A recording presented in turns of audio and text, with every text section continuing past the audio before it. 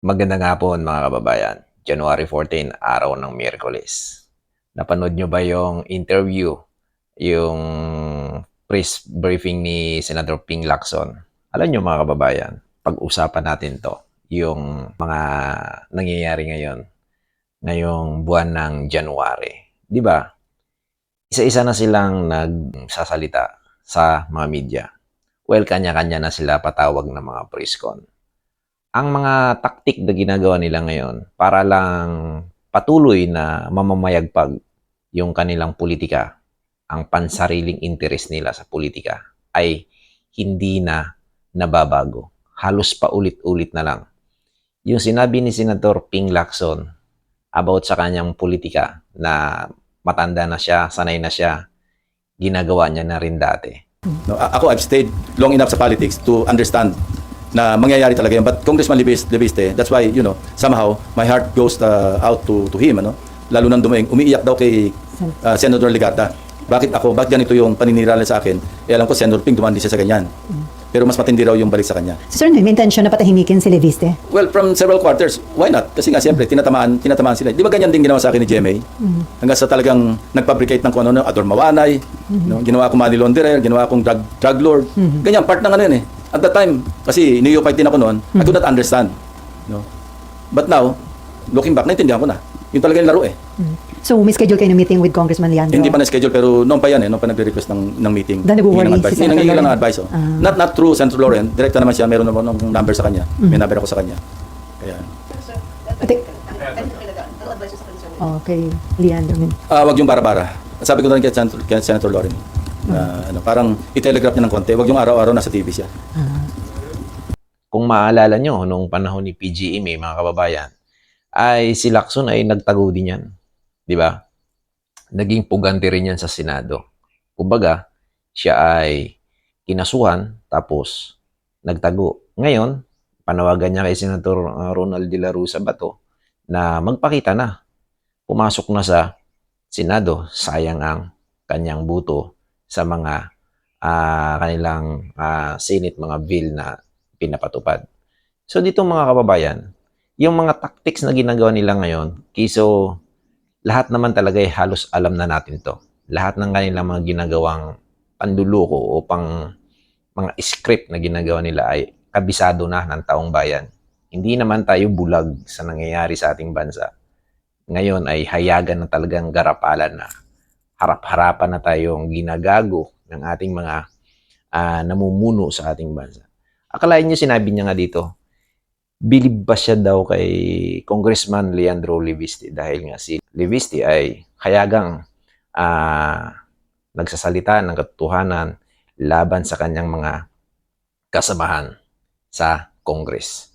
At mayroon daw na nakikipag-usap sa kanya yung nanay ni Leandro Leviste na harapin at makipag-meeting kay Senator Lacson. So, plano nga bang patahimikin ni si Leandro Leviste? Well, sa tingin ko, pagdating sa politika, pinapayuhan siya ni Senator Lacson na gamitin si Senator Lacson para siya ay payuhan pagdating sa politika. Sinabi ni Senator Lacson na si Leandro Leviste ay na masyado pang napakabata pagdating sa politika. Alam niyo mga kababayan, mas maganda siguro talaga sa bansa natin.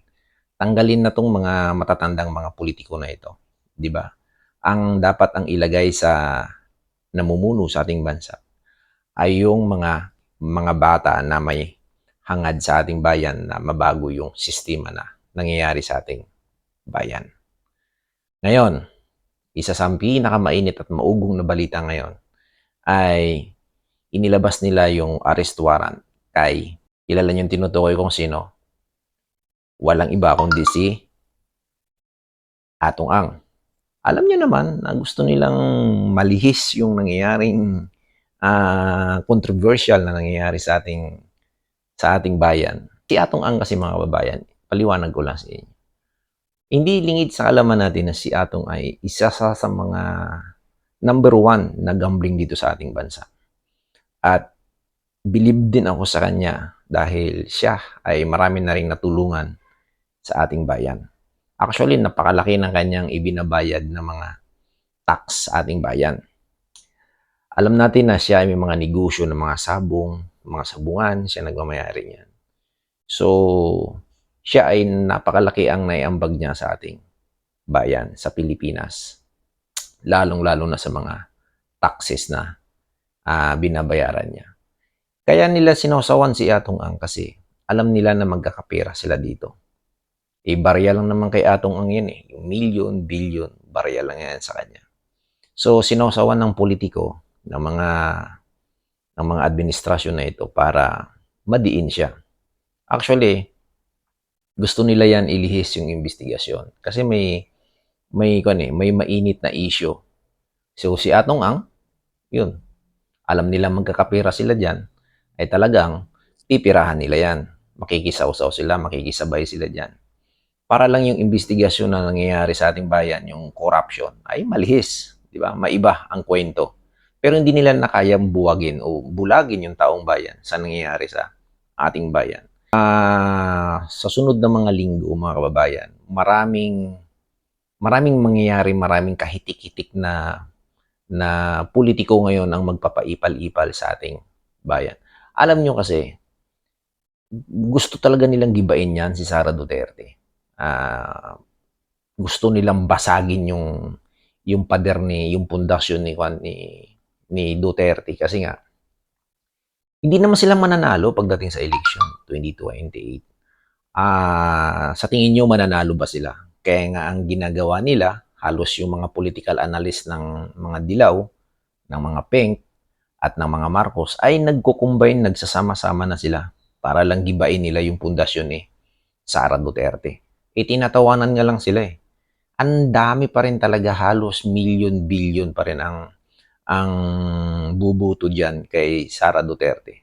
Kasi lahat naman ng kanilang ibinibintang ay wala naman talagang patotoo. At halatang halata yung mga ginagawa nila na nangyayari ngayon sa ating bayan. Mapapansin nyo, halos lahat ng kanilang mga sinasabi sa media, sa TV, lahat ng mga napapanood nyo sa TV, hindi lahat yan ay totoo. Lahat yan ay scripted.